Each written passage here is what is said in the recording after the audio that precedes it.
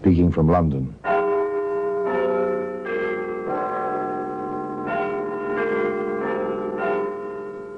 The Black Museum. Here, in a grim stone structure on the Thames, which houses Scotland Yard, there's a warehouse of homicide.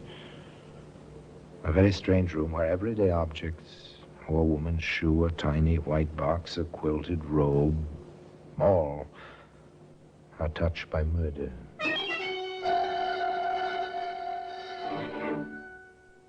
You take this raincoat. It's a familiar object, waterproof cloth, rayon lining, collar. You can turn up against stormy weather. Here in London, it's called a Macintosh. But you wouldn't wear this raincoat. Odd, isn't it, Inspector? The way it was tucked around that poor woman? And partially burned, as if someone had tried to destroy the evidence. Well, it is evidence, sir. But against whom? I'm not sure yet. But this raincoat, Sergeant, this raincoat will hang someone. You can depend on it.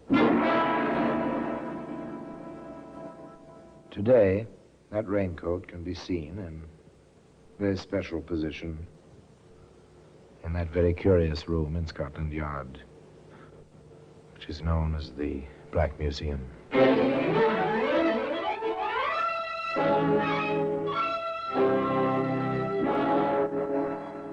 From the annals of the Criminal Investigation Department of the London Police, we bring you the dramatic stories of the crimes recorded by the objects in Scotland Yard's Gallery of Death, the Black Museum.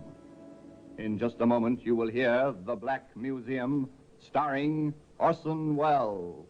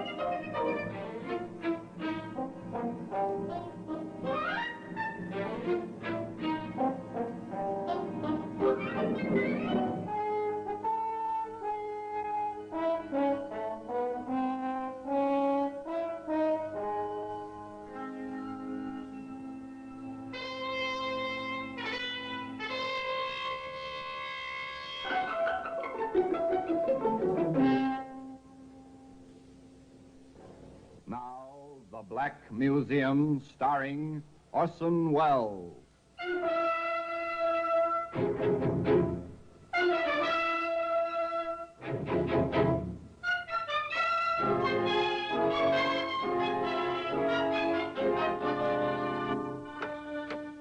Now, here we are in the Black Museum, Scotland Yard's museum. It's a museum of murder. Here are the objects of homicide, the weapons, the clues, which at one time and another betrayed killers. They've been collected over 100 years. And now here they are, shelf upon shelf, in this dim, echoing room. Here lies death on these shelves, in these glass cases. Just for instance, in this case, simple mallets. Just the sort of thing a suburbanite might use in his garage or his shop working at wood carving on a quiet weekend. As a matter of fact, a suburbanite did use this mallet on a quiet weekend, but not for wood carving. Ah, the raincoat. There we are. Stained, charred, too, around the edges. Isn't anything you'd like to handle for very long, but there's a story attached to it. A story that begins in the kind of place you immediately associate with absolute silence. No, not a graveyard, a chess club. It is silent, isn't it? And into this silence of concentration, there intruded... London City Chess Club. Is Mr. Agard there? Sorry, sir, I haven't seen him yet. This is the steward of the club. May I take a message? We're expecting him. I see. My name is Champer. This is 46 Edison Mule East. He knows.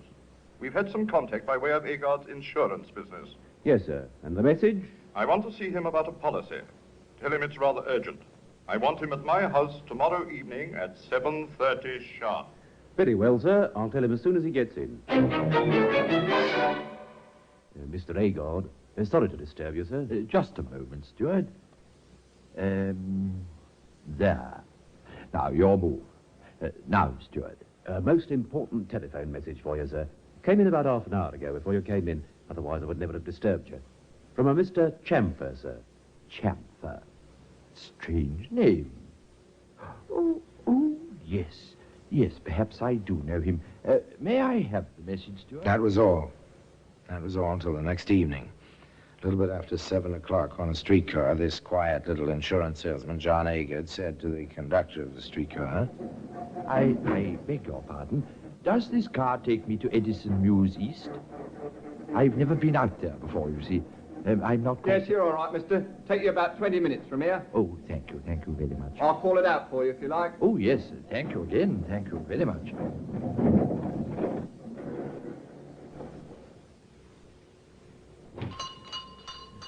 Oh, I beg your pardon. May I trouble you for the right time, please? It's 7:35. I am right for Edison Mews East, aren't I? That one block to the car line. Oh, thank you.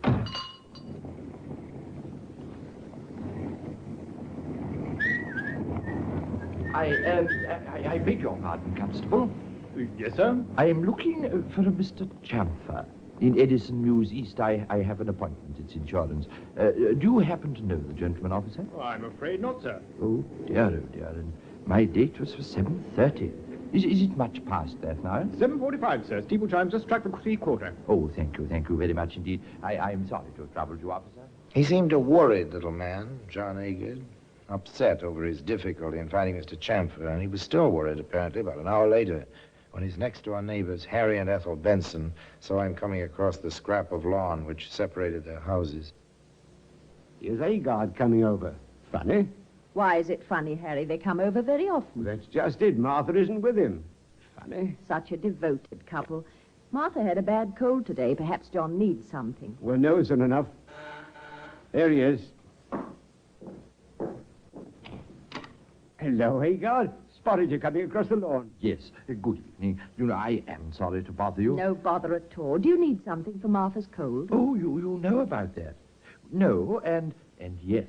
I suppose the cold made her forget to unbolt the doors when she went to bed. You mean you can't get into your own house, old man? That's it, front and back. I can't seem to open either of them. I don't quite know what to do about it. Not like Martha to forget a thing like that. She always bolt the door behind you when she's alone. Oh, at night, yes. There's only the two of us. I do so rarely go out without her, but tonight it was business. If you come across with me, I'd appreciate it. The three of them crossed the lawn to the Agard house. 3 ordinary people. An insurance agent, a bank clerk's wife. The wife said, Let me try the front door just for luck. John Agard said. It won't help her. I've tried several times. The woman tried it. Well, that's a bit strange. I could have sworn. It happens lots of times. The lock gets stuck. It's really open, and you think it's locked, and it just won't work. Well, now you're here. Won't you stop in for a moment? What with Martha's cold and all that... she'll like to see you. Come in, please. Well, just for a minute. Martha? Martha, dear? The Bensons are with me. Martha! Oh, my... Good Lord. Oh.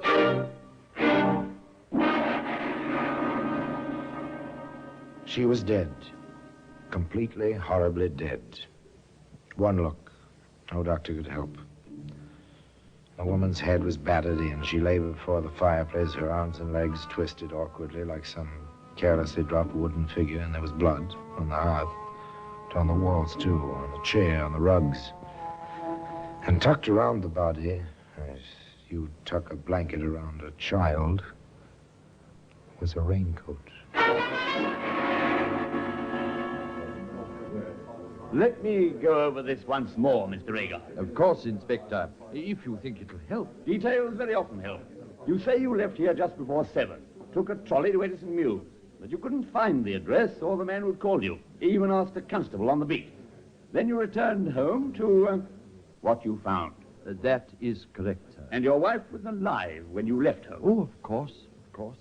That was about 7:15. The boy who delivers milk says he saw her in the kitchen through the window about that time. The newsboy says he tossed the evening paper at the front door about 6:30, but saw no one. Can you corroborate any of those points? Oh, I took the paper with me at 7:15. Martha was alive when I left. Who could have done this, Inspector? Who? We'll find out. We usually do. May I see the cuffs of your trousers, Mr. Rhaegar? The cuffs of my... Oh, yes? But whatever for? Thank you. No? No stains of any kind? But do you really think for 1 minute that I We could have... think nothing. Not yet. The raincoat, Mr. Rhaegar, is it yours? Are there 2 worn spots at the buttonhole? There are. It's... mine. When did you see it last? It was hanging on its usual hook in the hall. I see. Thank you, Mr. Rhaegar. That's about all for now. That's about all for now. But not nearly all. The experts were at work. Somewhere, somehow, the tiny thread which would lead to the heart of the tangle would be found. In a quiet office in Scotland Yard, Inspector Mason discussed the experts' reports with Sergeant Crandall. It couldn't have been robbery. Agard reports nothing missing. Agard reports a lot of things, including a mysterious telephone call that took him on a wild goose chase. During which he seems to take good care to leave a clear trail of his own movements. She was seen alive between 6:30 and 6:45. Agard was in the tobacco shop at 7:35. The girl who works there remembers him. He probably took good care she would. Beyond a doubt he did that. But he couldn't have battered her to death after 6:45, cleaned up, destroyed whatever he was wearing, and still be in that shop at 7:35. Or made that trolley car a few minutes after 7. Exactly. Which leaves us, Inspector? With a raincoat. It's odd, isn't it, Inspector? The way it was tucked around that poor woman. And partially burned, as if someone tried to destroy the evidence. Well, it is evidence, sir. But against whom? I'm not sure yet. But this raincoat, Sergeant, this raincoat will hang someone. You can depend on it. That was all they had. The raincoat. Inspector Mason thought about it. It was tucked around her just as if someone who loved her were taking care of her. There was a thread. It seemed the only thread. Where did it lead? Where could it lead? Where could any of it lead? John Agard, you're under arrest, and you'll be later charged with the murder of your wife, Martha. It is my duty to caution you that anything you may say... Today, that raincoat can be seen in a very special position in that very curious room in Scotland Yard, which is known as the Black Museum. In just a moment, we will continue with The Black Museum, starring Orson Welles.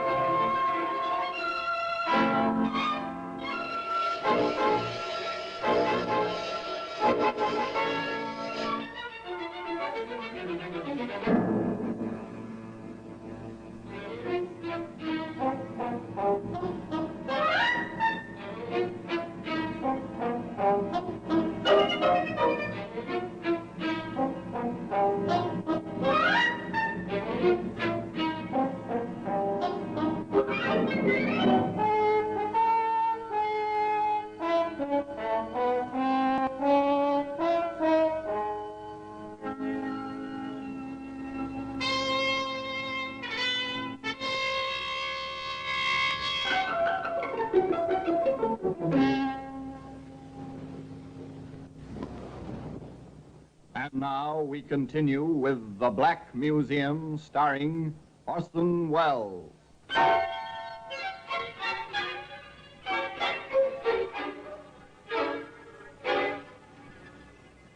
Well, they charged John Agard with the murder of his wife, Martha. The evidence seemed slight, pretty flimsy, but still, there were strange lapses, contradictions of character. Quiet little insurance salesman responds to a call from a possible client, and suddenly he's talkative, almost garrulous.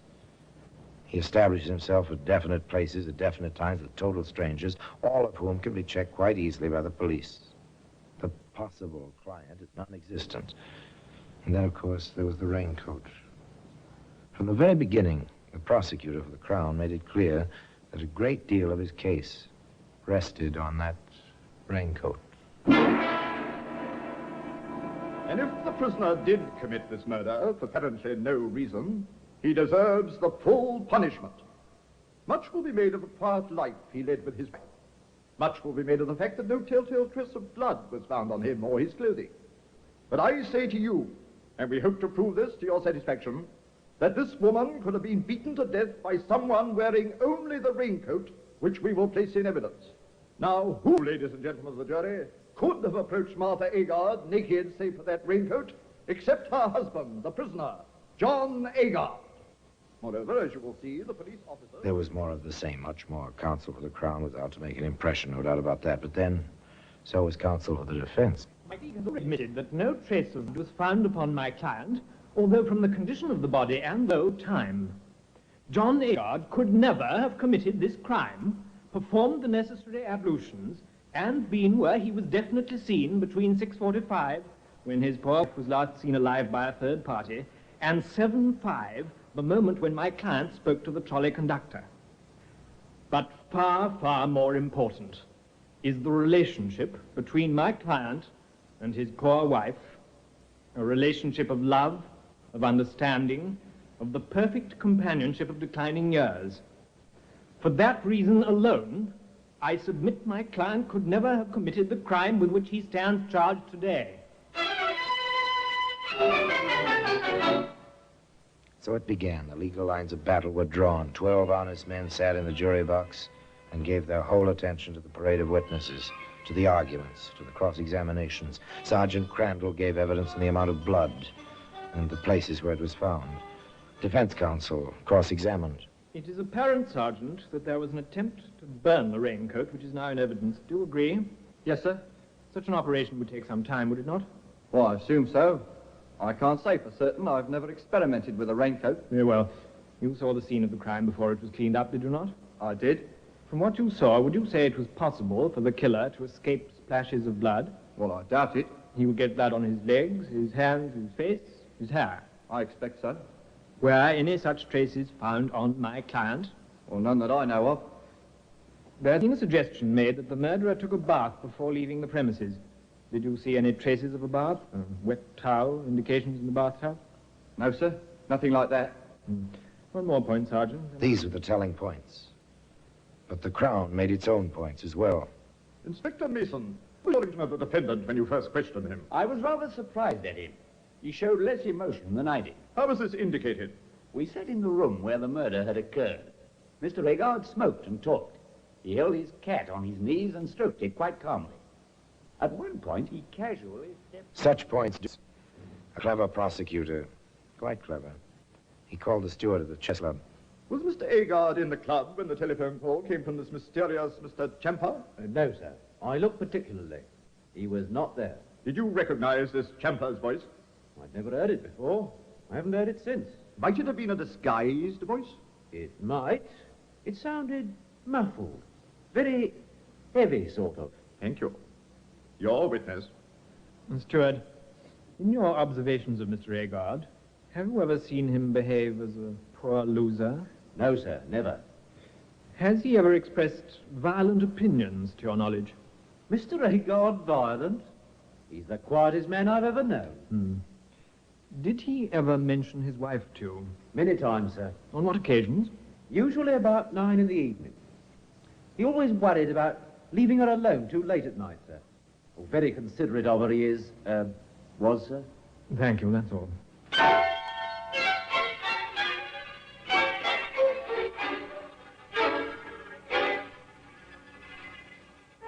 There it was, all they had.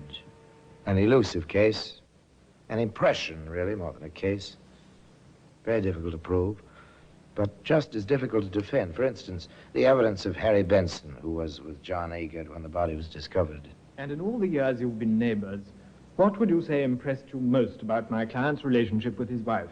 His absolute devotion. Never a quarrel, never a raised voice. They liked the same things. They were perfect for each other. Your witness? Mr. Benson, after the discovery, who called the police? Why, Agard did, come to think of it. My wife was very upset. She was sick over what she'd seen, as a matter of fact. Yes, he was the one who thought of the police. He used the telephone quite calmly. Quite calmly. Thank you, Mr. Benson. And naturally, the defense brought John Agard's immediate superior to the stand, the manager of the local branch of the insurance company Agard represented. This man's testimony was double-edged. On direct examination, he stated, We have always had complete faith in Mr. Agard's integrity and character. He carried a large policy on his own life in favor of his wife. She was not insured. To the best of our knowledge, which is rather complete, Mr. Agard has never been in financial trouble in his life. but on cross-examination, he explained, Yes, I live near Edison Mews East. Mr. Agard has been to my house many times. He knows the way very well. I cannot imagine why he asked for directions. I was at the cinema that evening. My neighbor recognized Mr. Agard when he came to the door of my house. Unfortunately, I was not at home. When John Agard's turn came to take the witness stand, there was little left for him to say. I did not kill her. I had no reason to. I loved her. Opposing counsel summed up. The judge made his charge to the jury. Again and again, you have heard the importance of the time element in this case. Could this man, or any man, have committed this crime, removed all traces of it from his person, dressed and been at a trolley car line 20 minutes from his house, in the time between the moment the milk boy saw the victim alive and the moment the conductor saw the defendant on the trolley car? More, there is no evidence to connect the defendant directly with the crime. The case is entirely circumstantial. No motive has been established. I could only... They listened. The 12 honest men in the jury box. They retired and they debated. What went on in that jury room is sealed in silence under the honored tradition of the law. Anyway, 40 minutes elapsed. Then the jury re-entered the courtroom. The clerk asked the usual question. Are you agreed upon a verdict? We are. Do you find the prisoner guilty or not guilty? Guilty. Prisoner at the bar, have you anything to say why you should not die according to the law? I am not guilty. I have nothing else to say.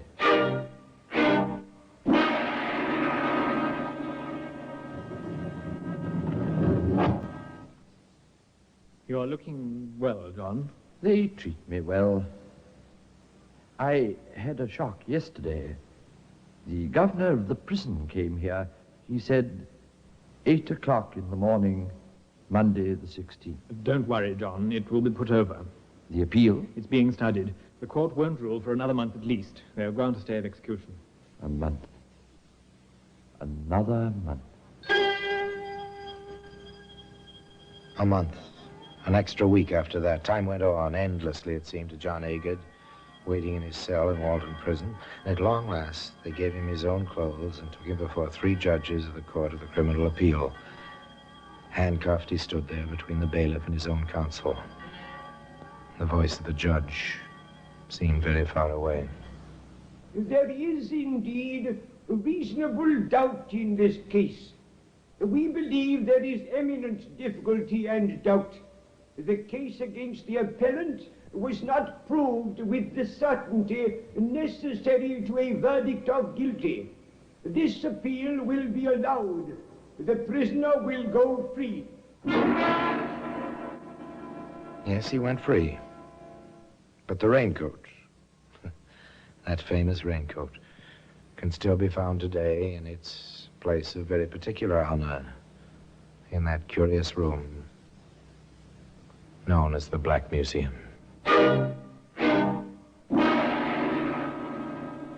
Orson Welles will be back with you in just a moment.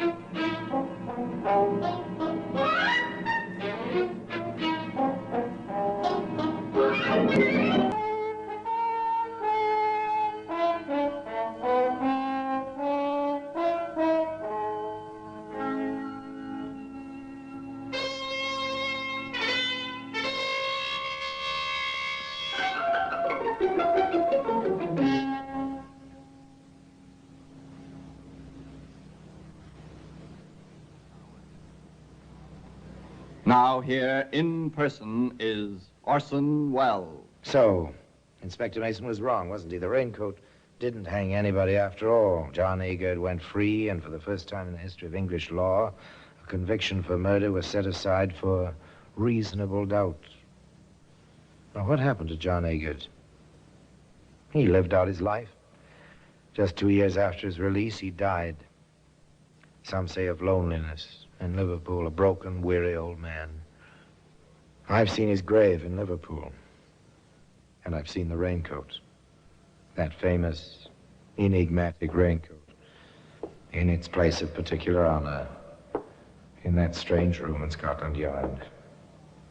Known as the Black Museum.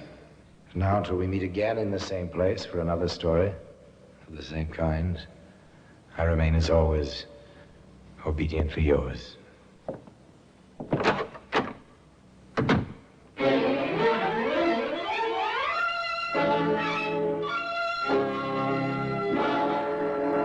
The Black Museum, starring Orson Welles, is presented by arrangement with Metro-Goldwyn-Mayer Radio Attractions. The program is written by Ara Marion, with original music composed and conducted by Sidney Torch. Produced by Harry Allen Towers.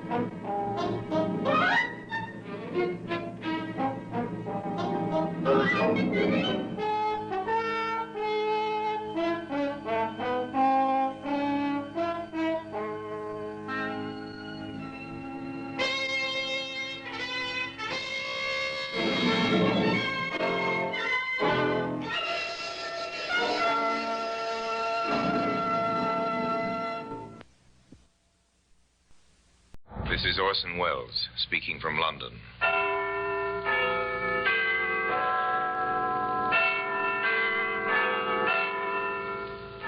The Black Museum, a repository of crime, of death by violence.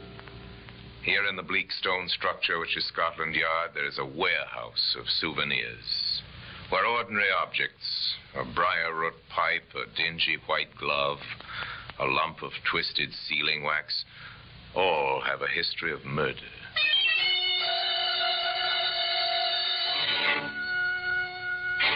This length of sash cord is quite commonplace. You might see something like this in any window frame. Harmless-looking bit of rope. It seems so. Frayed at one end, cut all cleanly at the other. Just the right length to hook around a man's neck and twist. Today, that bit of sash cord can be seen in the Black Museum.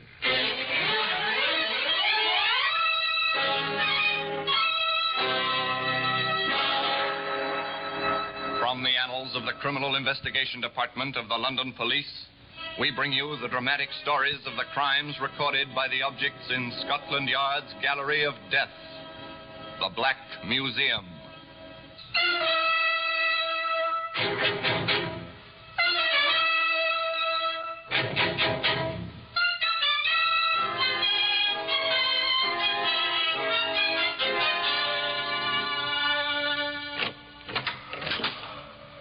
Here we are in the Black Museum, Scotland Yard's Museum of Murder.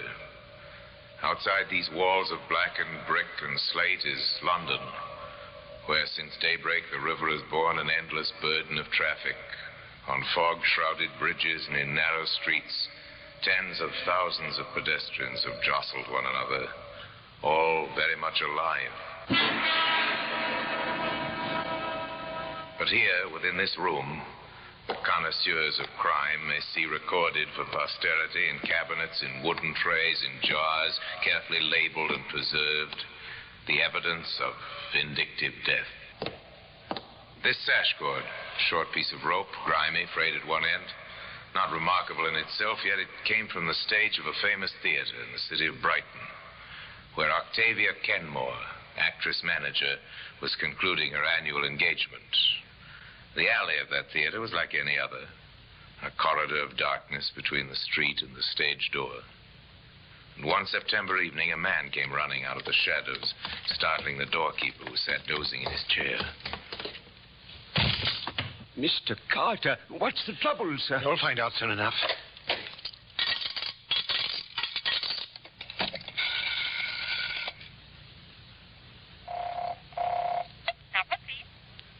Operator, St. John Carter here, Mercury Theatre. Send an ambulance quickly. There's been an accident. One of our stagehands, he's lying unconscious in the alley. Hurry, please. Yes. One of the cast, Mr. Carter? Who is it? Tell me. It's Buckland. I can't bring him round. I tried. Jeff Buckland? Oh, Miss Kenmore will be terribly distressed.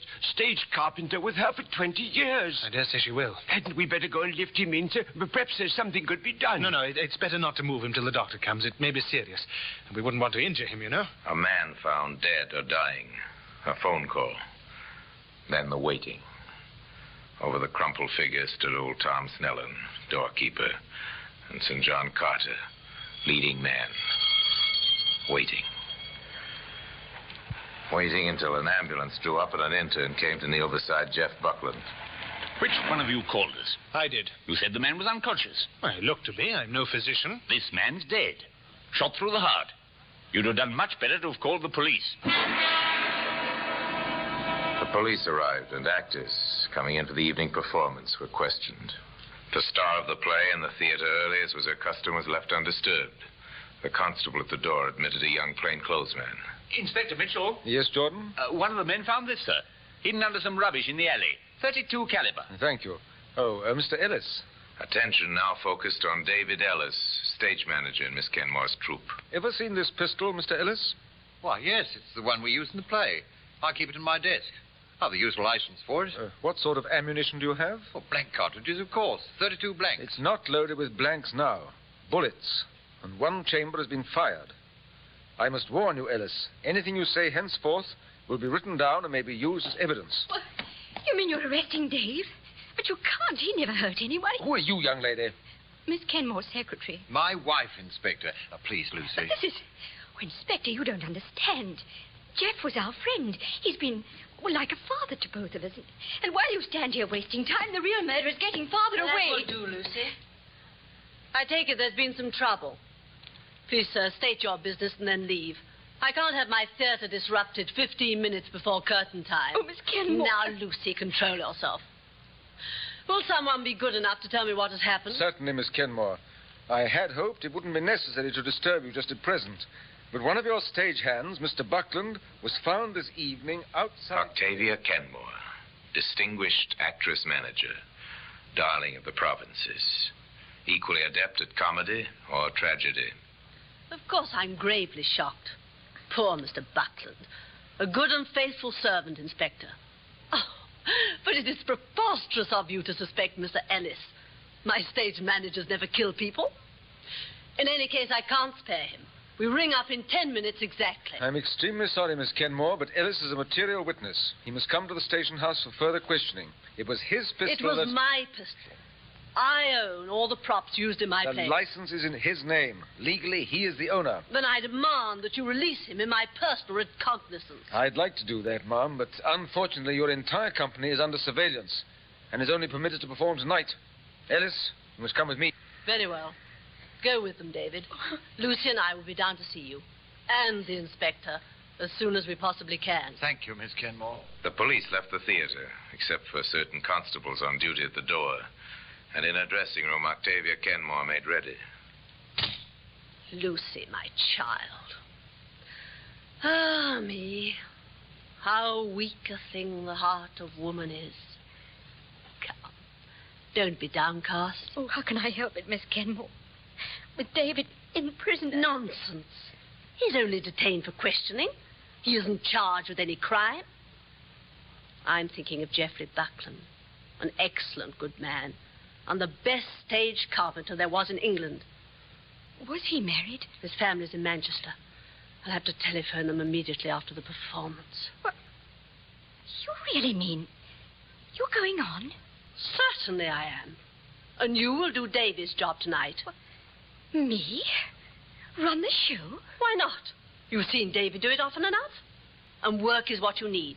There's no time to think. Now, quickly now. Check the stage for the first scene and while I repair my makeup. Go, my child.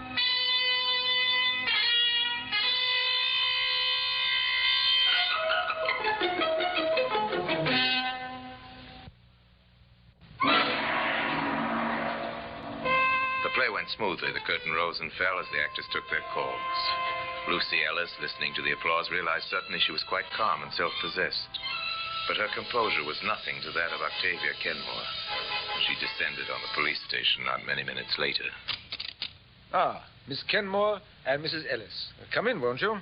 I am in, Inspector. Now, I expect a full explanation of what you have accomplished by imprisoning my employee these past 2 hours. Please sit down, ladies. There's plenty of time. Is there? I expect to leave Brighton tomorrow night, taking my stage manager with me. Is he all right, Inspector? He's not in chains or even in a dungeon, Mrs. Ellis. In fact, he's quite comfortable. Oh, thank heavens for that. If you will both be seated, madam. Since you insist. Thank you, Inspector. Well, have you nothing to tell us about this case? I'm waiting at the moment for our pathologist's report. Court? Yes, routine police procedure. Well, the man's been shot. That was quite obvious. The bullet is important, particularly in court, to establish the actual weapon. It seemed to me the hand that fired the weapon is a more important consideration. Eventually, Miss Kenmore, and inevitably, I trust, we'd like to know more about Buckland's background, his habits. Did he drink, for example? Despite the general opinion, there are many in the theatrical profession who are not addicted to alcohol, Inspector. Mr. Buckland was a decent man. Octavia Kenmore told the truth about the murdered man, a non-drinker, except for an occasional pint of bitter after the show, a devoted family man in an occupation where family relationships are often difficult to maintain. There was nothing to indicate a motive for murder. In all the years with me, I have never known him to miss a single performance.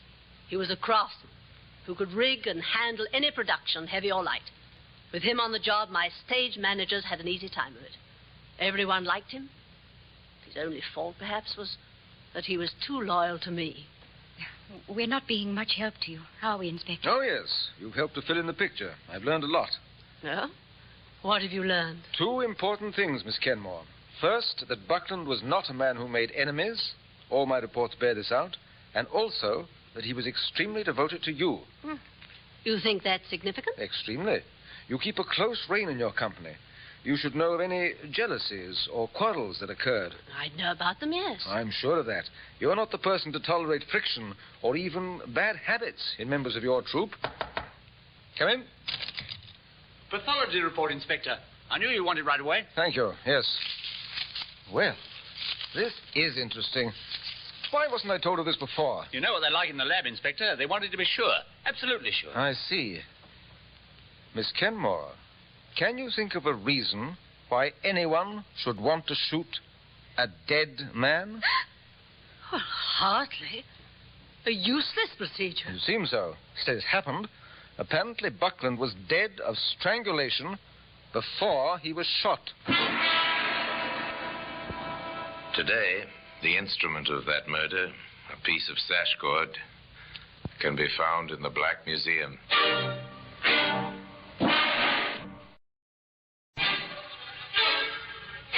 It was a good question. Inspector Mitchell repeated it. Can you think of a reason why anyone should want to shoot a dead man? An interesting problem, is it not? The medical report is very definite. Buckland was strangled with a thin piece of rope. Because he wore a scarf about his neck, the marks weren't noticed till they brought him to the lab. He was dead before the bullet ever was fired. Inspector Mitchell then went back to the scene of the crime, the alley beside the theater where the body of Geoffrey Buckland had been found. And with him, at her own insistence, went Octavia Kenmore. What are they looking for, Miss Kenmore? The thin piece of rope, of course. They'll never find it. If the murderer had an ounce of brains, he'll have taken it with him. Oh, it's strange. I don't suppose this alley ever had so much light turned onto it before. It was strange. Men searching every cranny, their flashlights pointing and probing, picking out grillwork balconies, iron ladders and fire escapes thick with rust. The men themselves silhouetted against the light. Oh, Miss Kenmore? Yes? We found this, caught up in that balustrade. I think it's the weapon. Our lab can tell us definitely, of course. I see. A piece of lash line. What's that? Lash line, did you say? Yes, it's the sort of rope we use backstage to lash the scenery together. Much the same as ordinary clothesline? Or sash cord, yes. Would you be able to identify it as belonging to your stage equipment? Oh, that's hard to say. Miss Kenmore, Inspector. Yes, Lucy? One of the stagehands reported to me tonight. They'd had trouble with one of the sets. The line was too short to make it fast. Could you locate that piece of scenery, Mrs. Ellis? I think so. I told him to leave it on top of the stack so that we could replace it in the morning. Well, let's go on stage then, shall we? Do you know, Miss Kenmore, as a youth, I was strongly attracted to the theater. Were you indeed, Inspector Mitchell?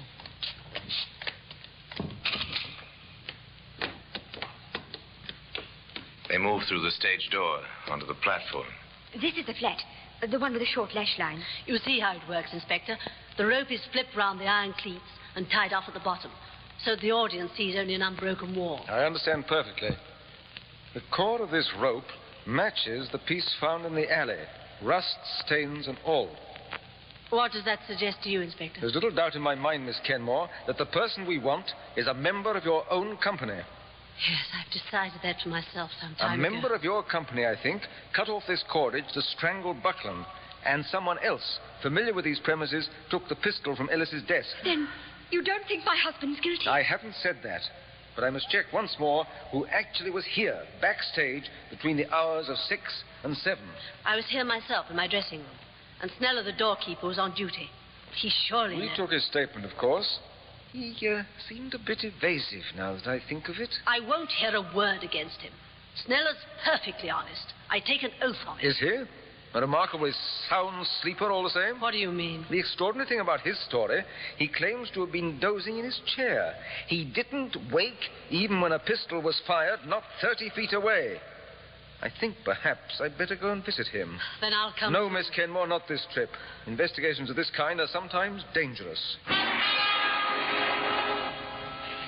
The old man lived close by the theater. 4 flights of well-worn steps led to an attic door. What do you want? What is it? You're Mr. Snellen? I am. We're the police. My name is Mitchell, C.I.D. Should I show you my credentials? No, I recognize you, sir. Come inside. John Snellen had no need to be afraid, but it was his nature to be timid. Merely an old man who wanted to avoid trouble. Sometimes when arguments occurred, it was his habit to pretend to be asleep in his cubbyhole behind the stage door. You expect me to believe that when a pistol was fired close by you, you didn't even hear it? I can't rightly say this. There's heavy traffic in the street that time of night, you know. If I did hear a noise, I must have took it for a passing car. Yes, I'll admit that's a likely explanation. Perhaps I ought to. Yes, what is it? If there's something you haven't told us, I advise you to come out with it. What had he seen and heard? A trifle. But possibly a trifle of importance. Almost enough to send a man to the gallows. I know I should have spoke of it before, sir, but, well, it was a little before 7 o'clock, and Mr. Buckland was inside near his toolbox talking to this flashy-dressed young fella. And Mr. St. John Carter, he was there too, just standing by, so to speak. Could you hear what they were saying? No bookmaking in this house. That was what Buckland said. Miss Kenmore won't stand for it. She's strict about such things. Yes, sir. Everyone knows that. Miss Kenmore won't have gambling in her company. An actor would get himself discharged if she caught him betting the horses or some such thing. What else did Buckland say? Well, he warned the fellow he'd go straight to Miss Kenmore. Said how this man had been following the company all along the tour, and Carter and some of the others had been betting with him. But that was all. 3 of them went out together, still talking. And that was the last you saw of him alive? Yes, sir, it was. And Mr. Carter, sir, it struck me at the time. He came back a little later. Went up to his dressing room, I guess, and then went right out again. But he seemed so cheerful and high-spirited. I thought the gentlemen must have settled their differences all right. Carter didn't come back again till he found Buckland's body and called the ambulance. That's right, sir. It begins to make sense, Inspector. Begins to, yes. But why the stage manager's gun? And why shoot a dead man? Why?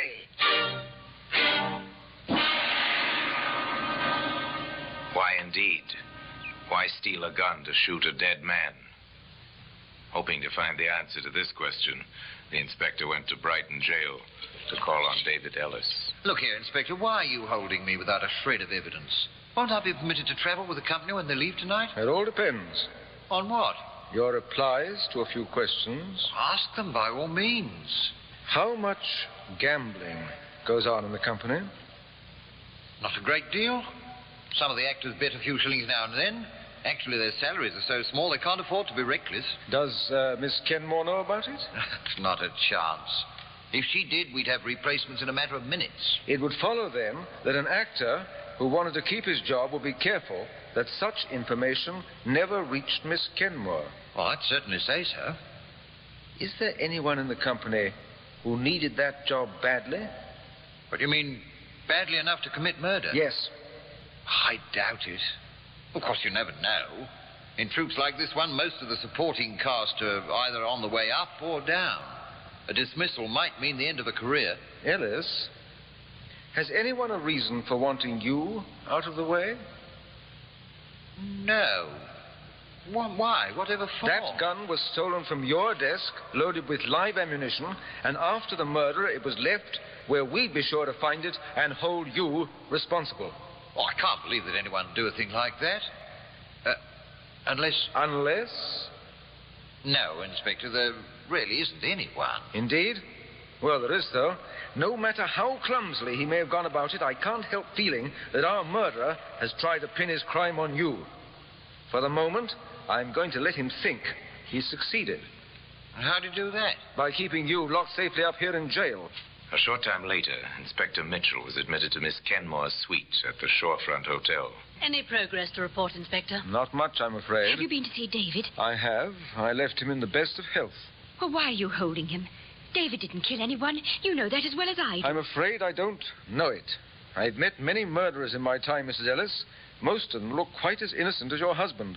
Besides, I have a hunch he could be somewhat more cooperative. In what way?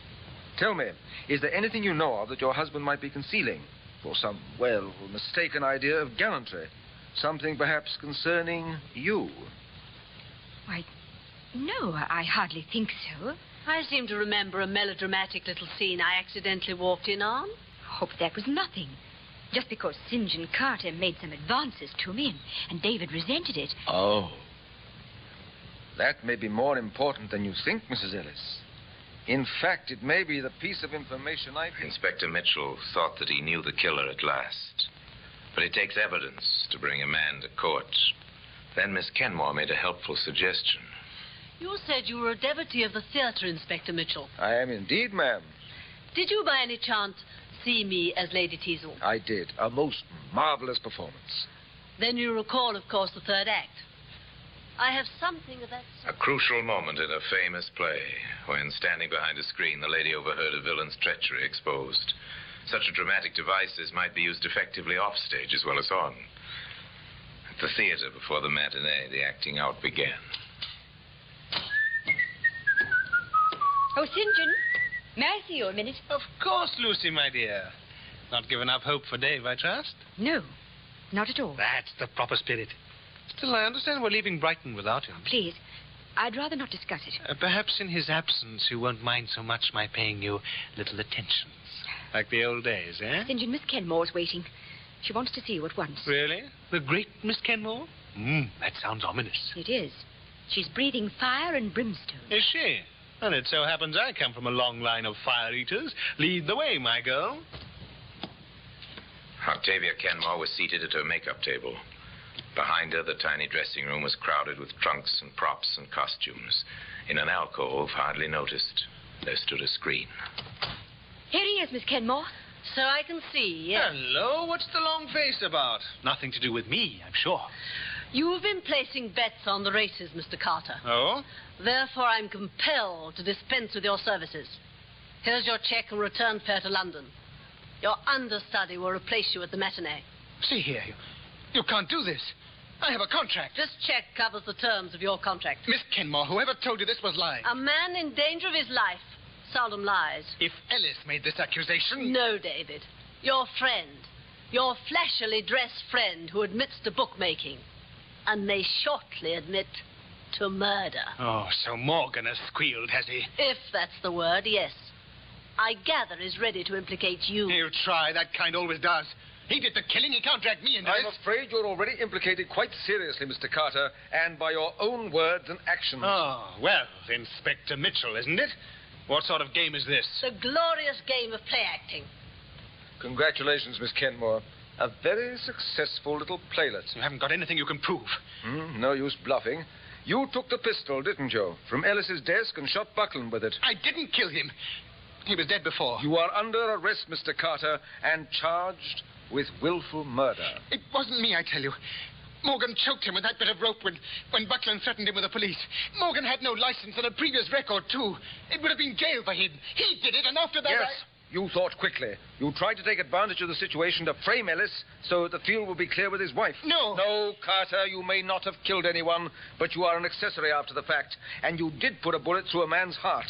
A delicate question for the jury to decide, but I predict you'll pay the penalty. Come along now, and come quietly. Today, that piece of sash cord, properly marked and ticketed, lies in a glass case in the Black Museum. People of the theater can be, and most often are, fiercely loyal to one another. Octavia Kenmore was such a person, an actress-manager who accepted responsibility not only for her company's professional welfare, but for their personal happiness as well. St. John Carter was an exception to the rule. But then his career had an exceptional ending, taking his final bow as he did on a platform 13 steps high at 8 o'clock one winter evening. Well, the murder weapon is on exhibit for all to admire in the famous room at Scotland Yard. And now, until we meet here again for another story from the Black Museum, I remain, as always, obediently yours.